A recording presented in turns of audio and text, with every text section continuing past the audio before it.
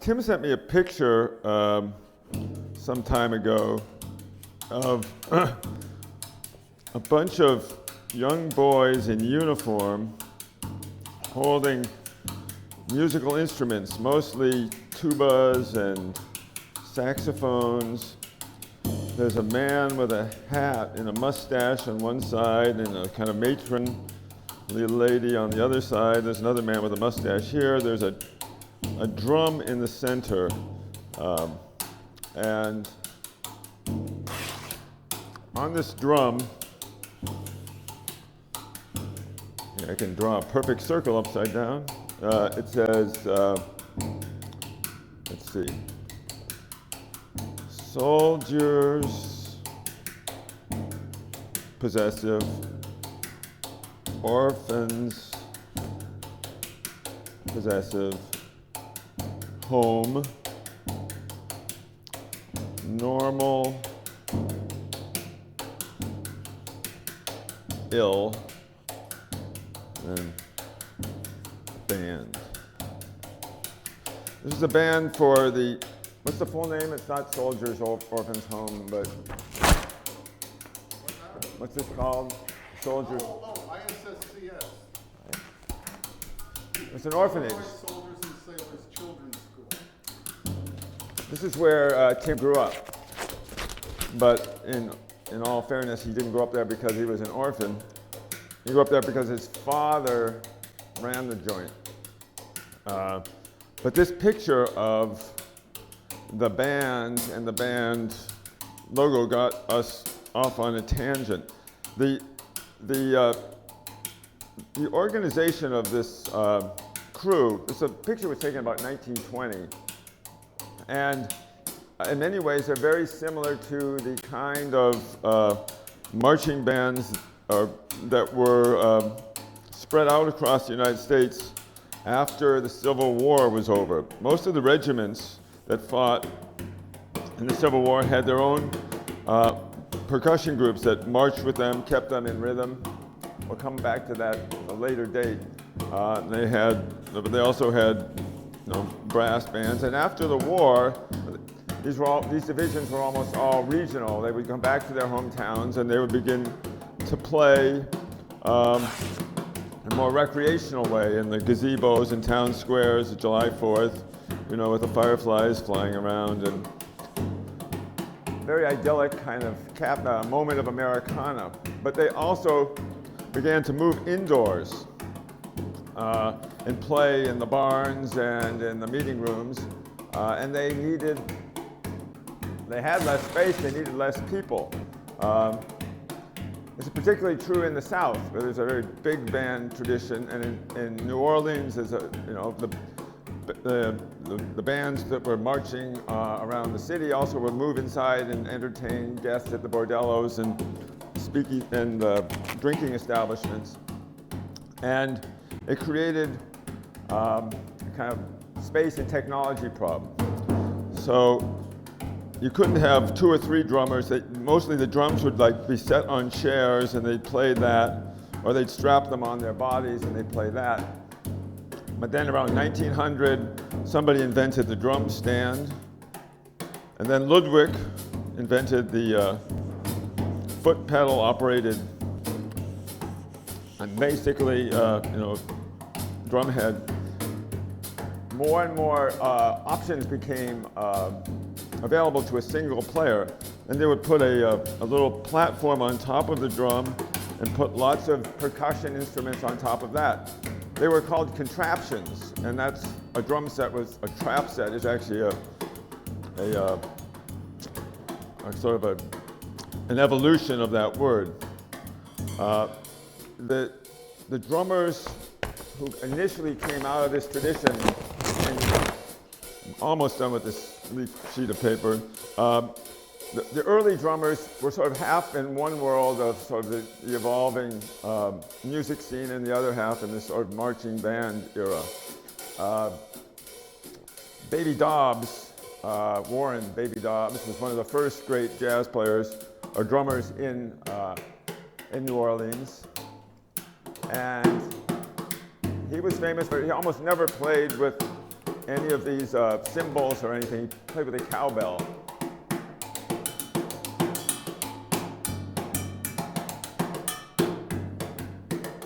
The early recordings, he had to play with a wood block because technology didn't really allow a drummer to perform with instrumentalists, or he would just drown them out.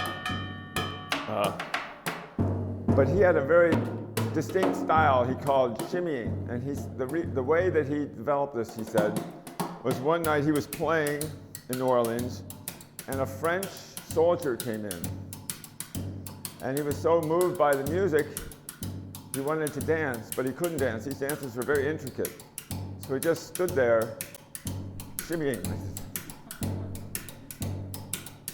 just shaking. And Dobbs thought that was a perfect way to respond to the music, so he began to play the same way, the shimmy style.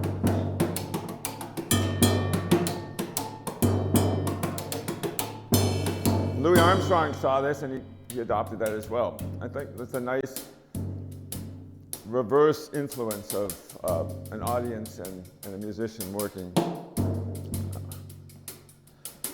One of the first great practitioners, Dobbs was was relatively simple. There was Papa Joe Jones, whose Papa got later, was a great performer. He had actually begun as a dancer, and when you see him play, unlike a lot of later drummers, he was very smooth. He didn't always use his sticks. He sometimes used his hands. Sometimes he didn't even use both hands. He always had a big smile on his face. Nice suit. There's a beautiful recording of him just sort of playing with one hand. And Tim is a master of all styles.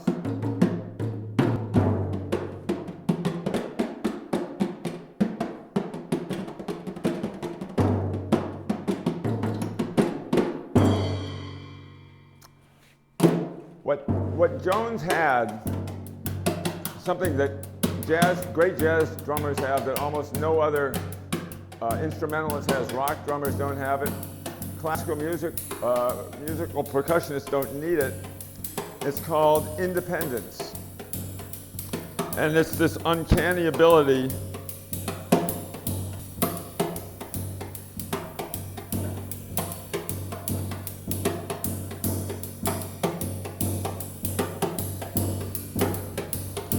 basically to have 4 or 5 different things going on simultaneously.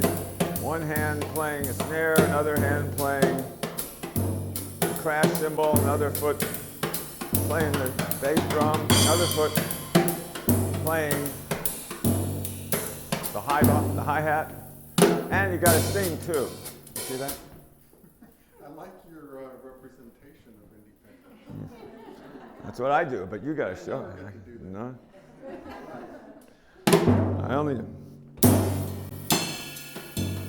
When I asked Tim about that ability, that sort of transcendent ability of a great jazz drummer, he said, what he said was, it was like, see if I can do this. Tiepolo, the way Tiepolo could draw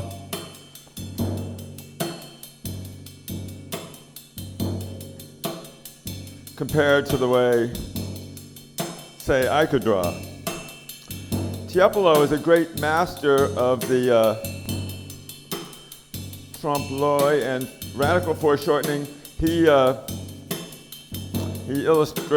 decorated countless concave ceilings, hundreds of feet up in churches and private homes. And he was a master of something called sprezzatura, I believe. It's the closest I can come, which is the art of the studied nonchalance, the ability to do something fantastically complicated while it looks like you're not trying at all. So he could draw these sort of forced perspective drawings, these elegant bodies that were sort of collapsing on top of each other, giving the illusion of both mass and lightness, of space and then compressed space. But it looked like he was just fucking around. And That's not a bad analogy to the way somebody like Joe Jones could play the drums. Fantastically complicated and fast, but he looks like he's not even watching himself. It's just one hand doing one thing, another hand doing another thing. It's kind of beautiful and very uncanny.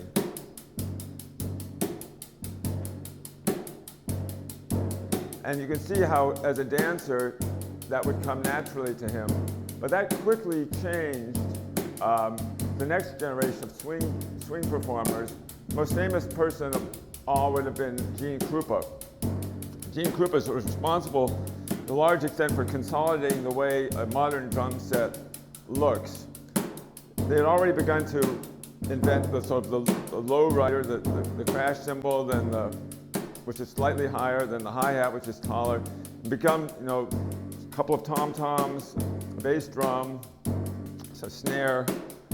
And not only did Krupa sort of make the standard set that's still used now, he was also responsible for color choices. The pearlescent white paint that a lot of drummers continue to have was his selection. He represents an interesting confluence of events. The technology had evolved to the point where you can now actually play a drum. You could play a drum with other musicians in recordings. So the possibility for a kind of starring role for a drummer to emerge evolved in a way that hadn't been possible for Dobbs and Jones. And he also had another advantage over them, which was that he was white. And like Elvis Presley, 30 years later, he became, with other generations of great drummers, sort of more of a public face of this music. Although he continued to play in integrated bands, which was very unusual at the time, to his credit. He had a complicated life. When he played, unlike, say, Jones, you could sort of see everything was, he had the sort of classic, he had this like little lock of hair fell down over his head. I think he put gum in his mouth before he played. His mouth was always going, and he didn't have a lot of sprezzatura. He really sweated it out. He would like get his hands up in the air and play, and he was adept. He wasn't the fastest drummer, but he was very musically sophisticated and gifted. There was a movie made about his life called The Gene Krupa Story, or I think it was also called Drum Crazy. And it was played by Sal Mineo, who was about 30 years too young. But he has a kind of classic American success story. He was a Polish immigrant son in Chicago, I think. His parents were very religious.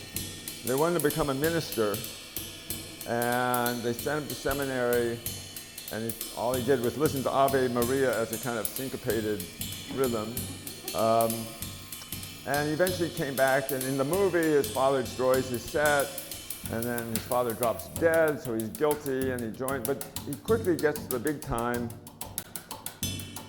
And then, unlike a lot of biopics at the time, they're pretty explicit about his failings. He has a wonderful wife that he cheats on, he starts doing drugs, or he's smoking marijuana. And he actually goes to jail, and he comes out and he's a jailbird.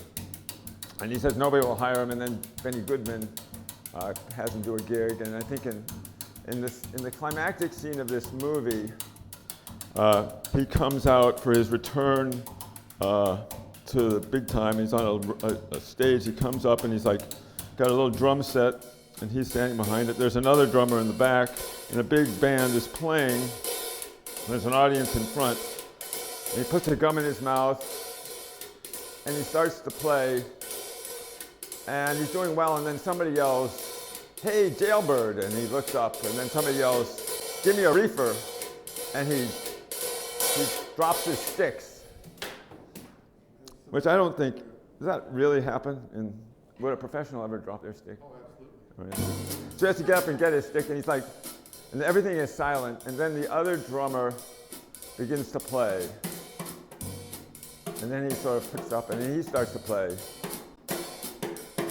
And Sal Mineo's like chewing, he's looking very and then suddenly starts to pump, and everything starts to go. And then they're really going.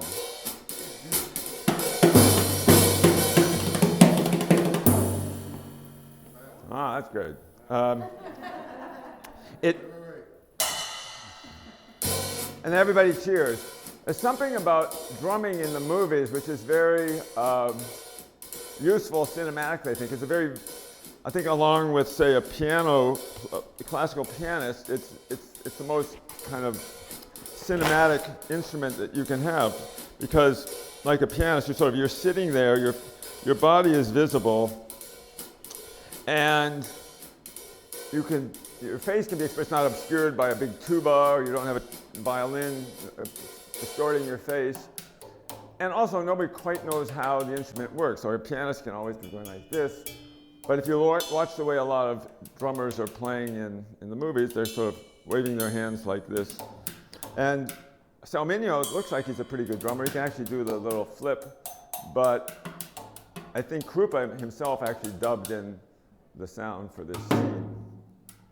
But each of these, every time you see a performance of a drummer in a movie, there's a kind of small narrative arc. And this one is sort of this redemptive arc. He begins to play, he loses it, he gets it all back together, he triumphs. And sort of the whole movie is in this 6-minute scene.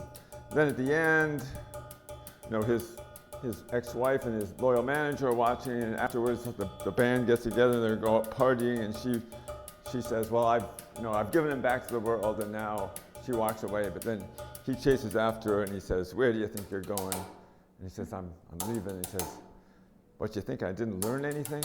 And then they disappear. So it's a very touching final scene of the movie.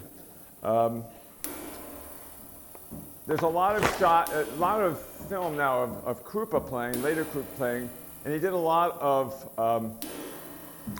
Battle of the Bands early on with there was a very interesting drummer named Chick Webb,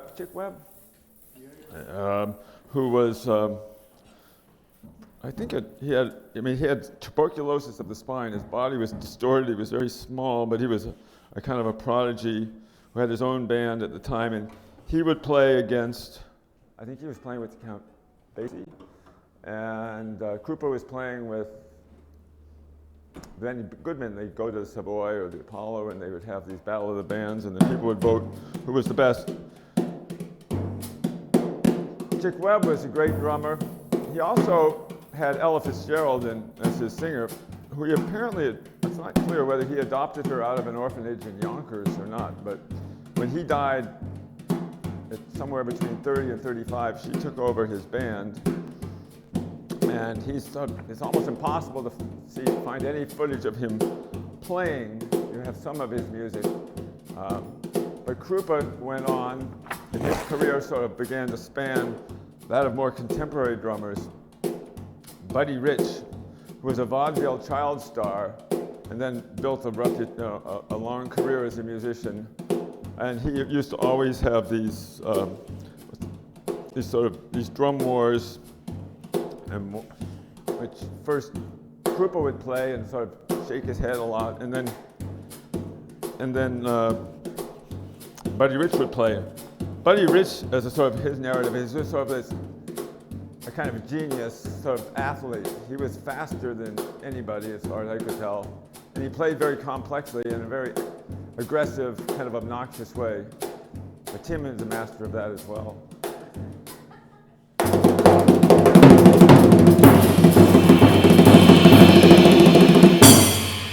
Yeah. That's Buddy Rich, not me. By the time Buddy Rich was at the end of his career, he was sort of a cartoon of himself. He would show up on the Tonight Show, because Johnny Carson was an amateur drummer, and he loved him, and he would get up in his big set, and he would just sort of play incredibly complicated kind of bullshit drum stuff, sort of like an acrobat or somebody just doing a stunt. What a lot of people remember Buddy Rich for now is the horrible way that he treated his band. And there are these sort of bootleg tapes which are legendary that his band made while they were driving around on a bus. and he would just excoriate them on the latest, the latest, whatever gig they had. He would start. I mean, he's kind of eloquent. He would go on for 10 or 15 minutes and just say, "You fucking motherfuckers, you fucked me over. You're playing clams. Clams are just miscued notes, and you're making me look bad. And I play with the greatest musicians in the world. And what the fuck are you guys doing? I'm gonna fire you all when we get back to New York." And I think one of the biggest fans of these rants was Jerry Seinfeld and Larry David, who actually worked them into several of the episodes of Seinfeld. They liked the way that they didn't use the ones with all the great swear words, but they did use the stories where he sort of would bend the language. You'd say, there's a scene, I think, where George's father is recounting the story of how he met the father of a Korean girlfriend, who in Korean says, "This guy, he's not my kind of guy," which was something, I guess, that Buddy Richard said on the thing. But there was another one where he was yelling at his sax players because they were playing too loud. He was always concerned that people were drowning him out and upstaging him. And he said, "I'm going to turn it off. I'm not going to give you anything, and I'll see how you do without the assistance." And the assistance was something that I guess Seinfeld thought was very funny. And there's an episode where he's being sort of he's at the end of his rope because his nemesis is always imitating his act. So he decides he's going to throw his act and do a terrible show. And he says, "I'm going to see how he does without the assistance."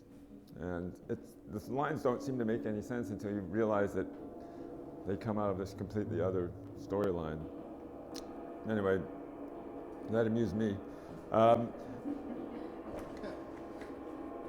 There's another movie, the first movie that we actually tracked down that has a kind of a drummer theme in it, but it's not about a drummer, is a famous Hitchcock movie called Young and Innocent. And it was a remake of an earlier film that he'd made where there's a man.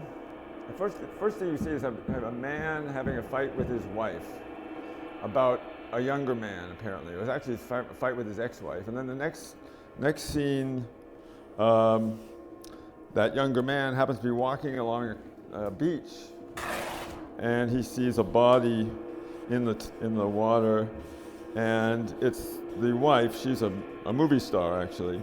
And he goes over to see her. He knows her, and then he runs to get help, and then two girls who are going out to go swimming see that he's running away from a dead body, and this is how these stories begin. So suddenly he's on the run as a wanted man trying to clear his name. The constable's beautiful daughter becomes his assistant because he sort of kidnaps her in an old car, and they're driving around the countryside trying to find clues before the cops close in on them to who is the man who actually murdered the wife. And they get a clue. They realize that the belt that strangled the wife came from his overcoat, but somebody had taken his overcoat, and the overcoat had been then given to a bum named Will, who was a porcelain repairman as well. So they find the broken porcelain, and they find Will, and Will says, well, he's got the coat, but he doesn't remember who gave it to him, except that, he doesn't remember his name. He remembers he has a twitch in his eye. And he also, in the pocket of his overcoat, has a box of matches, and it says the Grand Hotel. So I think the heroine and the bum go to the Grand Hotel looking for a man with a twitch. And there's a band playing a tea dance there. and you realize that you see the drummer for the tea dance is the husband. He's the guilty party. And he's sitting in the back of the band with his drum. Now, the odd thing about this is totally not remarked on in the movie, is that he's in blackface, as is everybody else in the band. It's all white men. This is in England, I guess. And they're all in blackface. And it seems to be such a normal way for them to be playing that it's not even a distraction from the identification of the culprit. It's sort of, given the history of music and jazz, is kind of one of those horrifying anachronisms that pop up in otherwise entertaining films.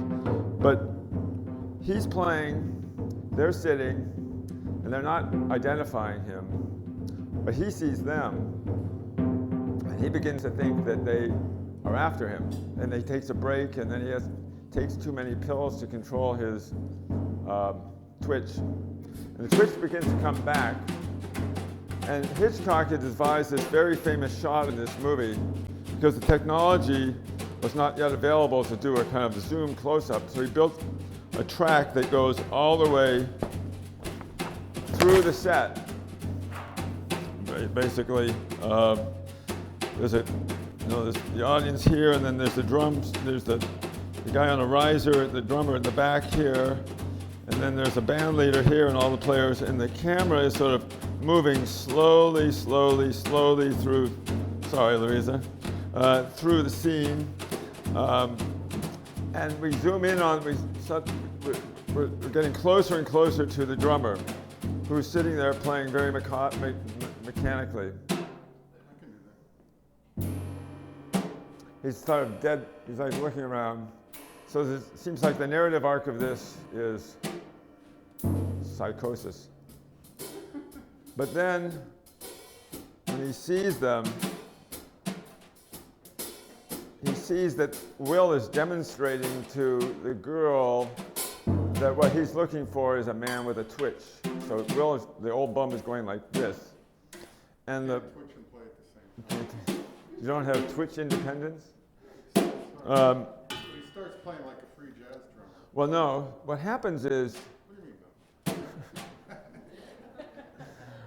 well, yes, okay, yes, he does. But he mistakes he thinks that they're onto him, but they're actually, and he sees the cops are gathering at the edge of the crowd, and he thinks they're about to arrest him, but in fact, they're trying to arrest the girl because she's on the lam, but he starts to lose it. Meanwhile, the band leader is singing a song called "Nobody Does It Like the Drummer Man." Right? Nobody hits the sticks. Get your kicks with the hickory sticks.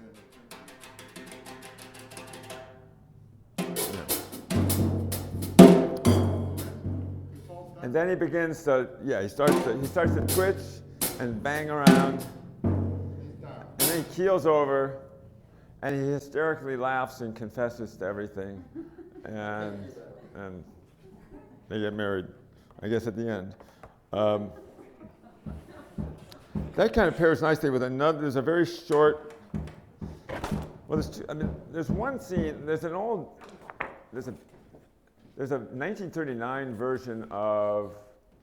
Well, it's not a version. It's called "Some Like It Hot." It's not the famous Billy Wilder movie. It was an early Bob Hope vehicle, and he and Gene Krupa are like buddies, and he's a fast-talking salesman, and Gene Krupa is a struggling young musician named Gene Krupa. And there's a scene where Krupa is playing out front of a hotel which is having trouble getting guests, and he's doing his whole hair and beating things, and it's so irresistible that people are like swept off the street and they begin dancing this wild jitterbug, and they all get jobs at the end of that. But that sort of, there's the urgency of his playing in this movie scene is mirrored by a scene, a very brief scene in a noir movie called Phantom Lady that our friend Elisha Cook, if you've been here before, you know Elisha Cook is a character actor who seems to have appeared in every movie between 1930 and 1960, and then ended up in the middle of the Sierra Nevada mountain range and found himself in the middle of several other stories. But Elisha Cook basically usually played schnooks in the movie who come to some bad end. And in Phantom Lady, a similar plot to The Young and the Innocent. You know, there's a woman who believes in the man who's been unfairly accused of murder, goes out to try to solve the problem, and she's put on to this hopped-up drummer that Elisha Cook plays, who may have the key to the the redeeming of her beloved boss, who she needs to exonerate before she can confess her love for him. So she goes to this gig where he's playing with a bunch of other deadbeat musicians, and there's a kind of wild scene where he's playing in a kind of frenzy. She's all dressed up to try to seduce him with stuff in her hair, and they're playing and they're drinking and they're playing, and then he does this sort of orgiastic, and she's dancing right in front of him, and he's getting more and more excited, and then the camera's switching back from his face to her face, to the drums, to the crotch. It's sort of drumming as a kind of ecstatic sexual release. Nice. And so he grabs his coat and they run out the door. That's the end of the scene, but they go back to his place, and she gets partial confession of him, and then she runs away before he can do anything, and then the real killer comes and strangles him, and then the story moves on from there.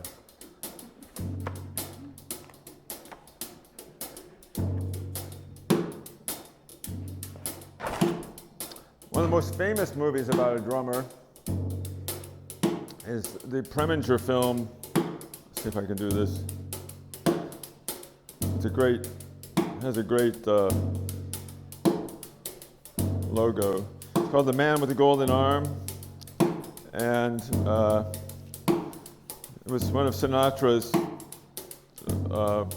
personal redemption movies. He plays a recovering heroin addict who's come back to his neighborhood on the north side of Chicago after being in jail. He's cleaned himself up and he's trying to go straight.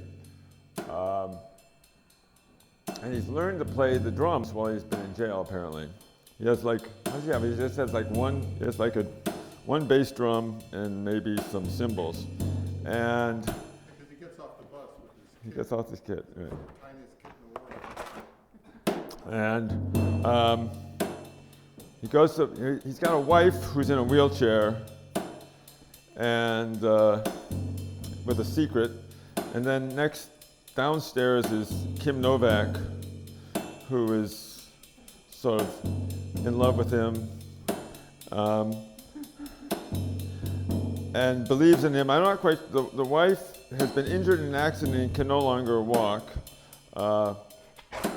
But he goes to a bar. He's going to try and get a tryout with a local band if he can just stay straight. He gets visited by his old pusher who wants to sell him stuff, and he says no. Then he gets a visit from the local hood for whom he had been dealing blackjack or some. He's a great dealer, for illegal card games. He says no to that. And he has a friend. I don't know why this became an important part of the movie to me. A friend named Sparrow, who is this sort of loser. He's a comic relief figure, and he's with him in almost every scene. He steals pets. He has a sort of an animal kidnapping ring going, and he's played by a comedian named Arnold Stang, who Spray paints the dogs. he sprayed. Different colors, so he can sell them and people won't recognize them. I thought that was a smooth. It's pretty smooth, yeah. So if you had a white poodle, it was a brown poodle after he got. See if I can do that.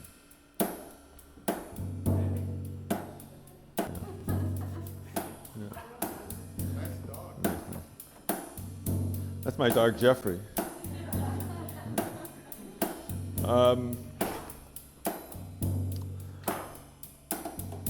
So Stang is trying to keep, trying to do whatever he can to please him, and I think he gets Stang to go get him a suit for the rehearsal.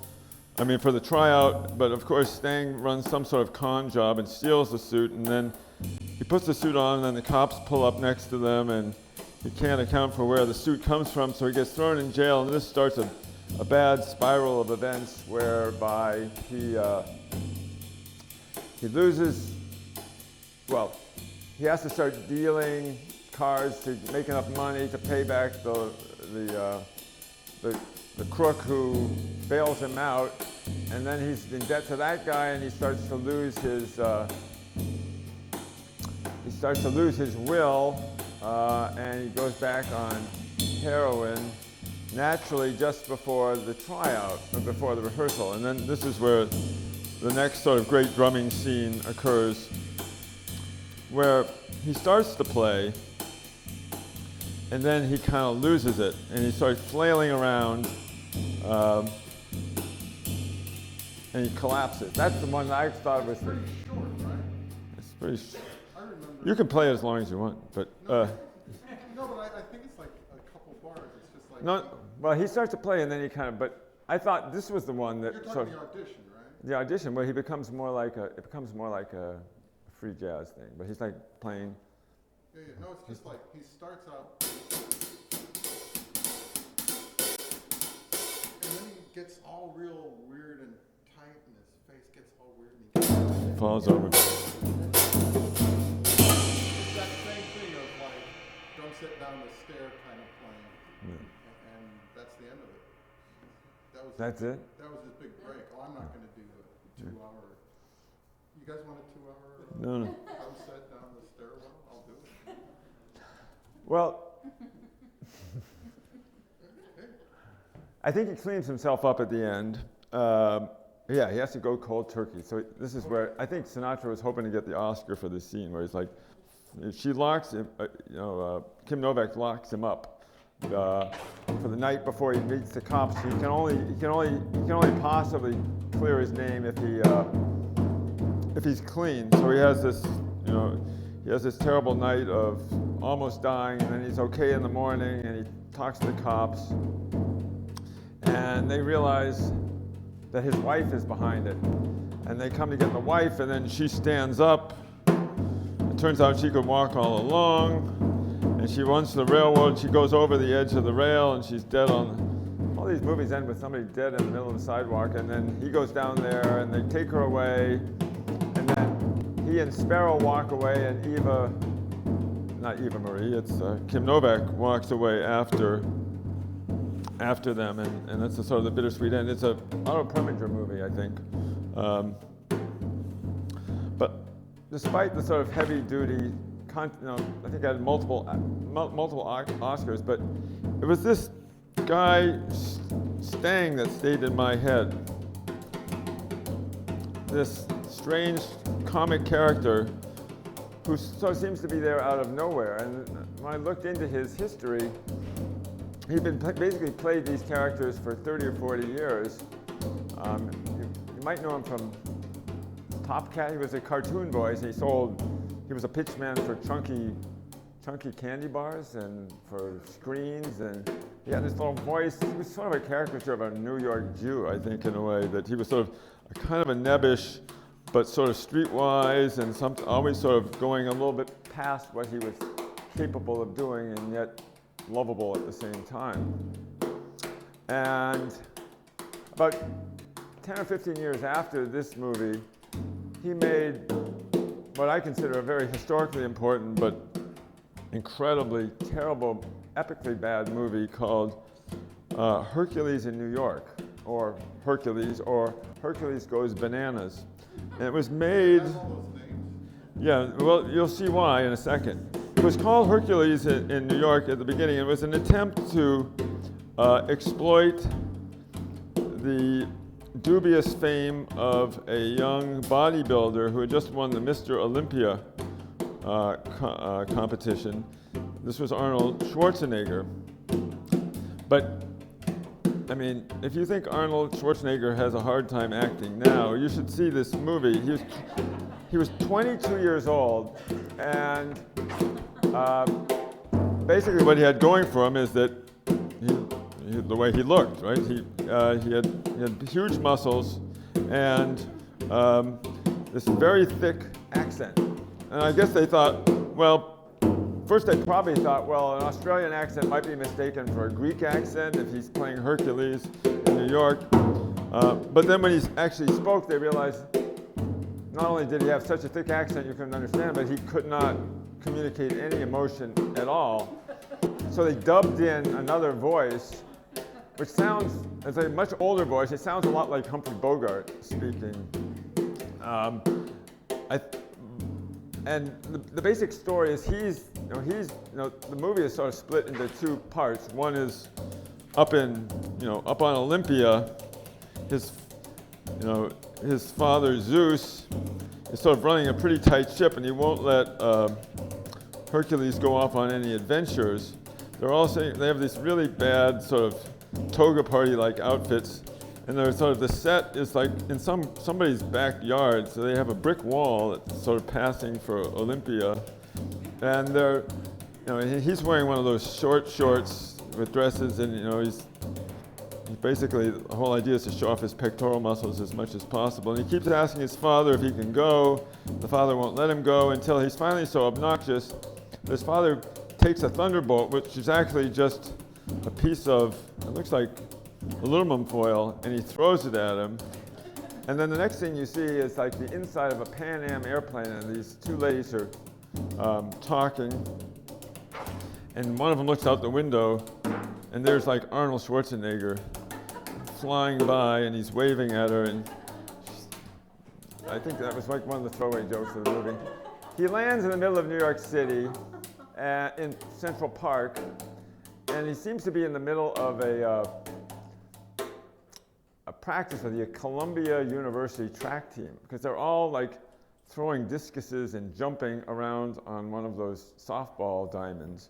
And I've skipped the long scene where he sort of has to fight his way off of a freighter. He lands in the middle of the ocean. And actually, that is a great scene where he fights off all these sailors by holding a long board. And they all run and they all grab the board. Nobody actually runs around to hit him. But it's like everything is staged to sort of make Arnold not have to do very much except push and grunt as much as he can. So yeah, first one of the Columbia athletes like jumps about 2 feet, and he says, "I can jump farther than that. I'm Hercules." And everybody's amazed that this guy, who looks like Hercules, could possibly jump farther than this guy who jumps. And it's like one of those movies where he runs towards the camera, and he jumps up, and then everybody goes. And there's no, and then a professor walks by with his daughter Helen, and he sort of falls in love with her, but then Arnold Stang shows up, and he's now playing a character now almost identical to Sparrow, the dog kidnapper, but this guy's name is Pretzi because he sells pretzels. And he immediately begins to realize that Arnold is perhaps an avenue to fame and fortune, and Arnold gets sort of a gig as a professional wrestler, and he's spending a lot of time with the girl, and as often as he can, he's taking his shirt off and posing, and then he loses his power because his nemesis shows. I think Zeus sends somebody to try and get him, and in order to get him back, he takes his power away, and then he loses this wrestling match, and then the gamblers want him, and then there's a scene where he's like driving a chariot across Central Park, and I think he's in the front seat, and he's clearly just standing there. There's Arnold Stang right behind him. And then in the middle of the scene, the wheel falls off the chariot. It's a piece of plywood. And I guess they thought that looked like an effective crash. So the wheel falls off, and then the two guys get off, and they're like staring at it like somebody just hit a pothole. And the scene ends just before the car, which is supposed to catch up to them, destroys the suspension of disbelief in the movie. But eventually, I guess, it all gets sorted out. Zeus brings him back at the last second, and he says he's learned his lesson. But then in the end, the sort of the punchline of the movie is that Zeus now wants to go to New York, and he puts on a top hat and and a suit coat, and he's going back down. So the same ladies are in the airplane and they're flying back, and I look out, and now there's this guy who looks like some cross between a Hasidic Jew and like a British MP, but it's actually Zeus. Now he's going down to New York to have his adventures.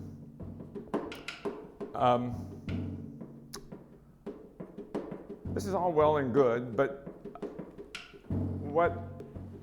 when I was trying to figure out what the next step in this link of associations was, I found the strangest website of all. It's a Bible study group, and one of their sessions was called Pick and Arnold. And it's 3 people, and they're sitting at a table. And first it announces them. Her name is Alice, and then in the middle is Alan, and then Mark, I think, is in the side. And they're very ordinary-looking people, and they all have their Bibles in front of them. And Alan seems to be the big brain in the group, and he's saying, as we begin the session, he's saying, the problem is paradox. It's all so paradoxical. We have to accept that. And they say, what do you mean? He says, well, love thy neighbor. Well, what could be harder than love thy neighbor? It doesn't make any sense. And then he starts to talk about all the problems of belief that exist in the world. And he's basically what he's saying is, everything that we learn in this world is contrary to what we should know is true from our belief in the Bible.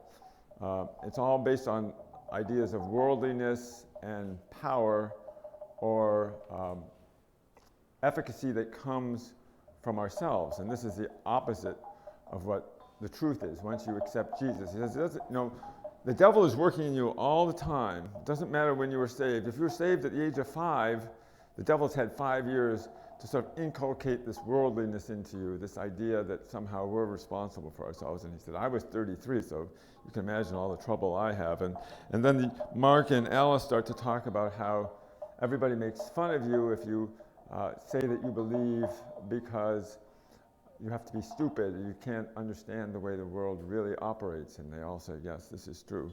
And then Alan says, how many of you ever heard of Arnold Stang?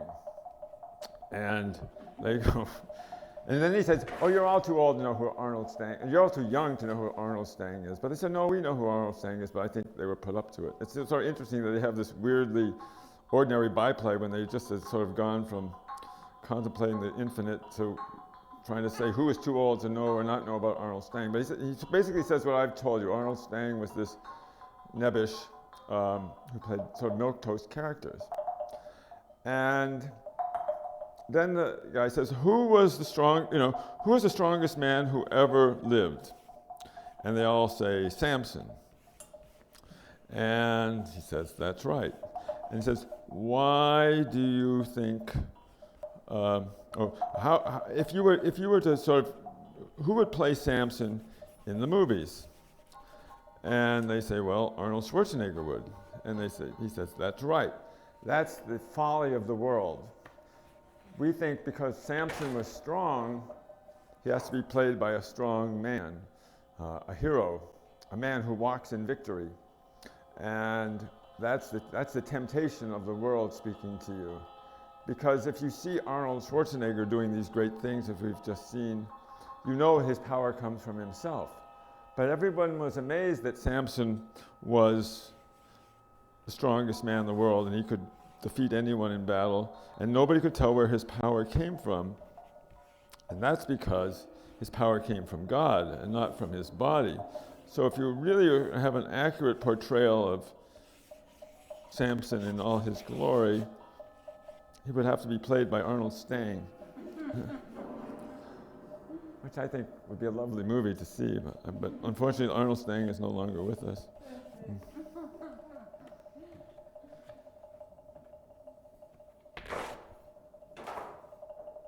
That's all I got. That's it.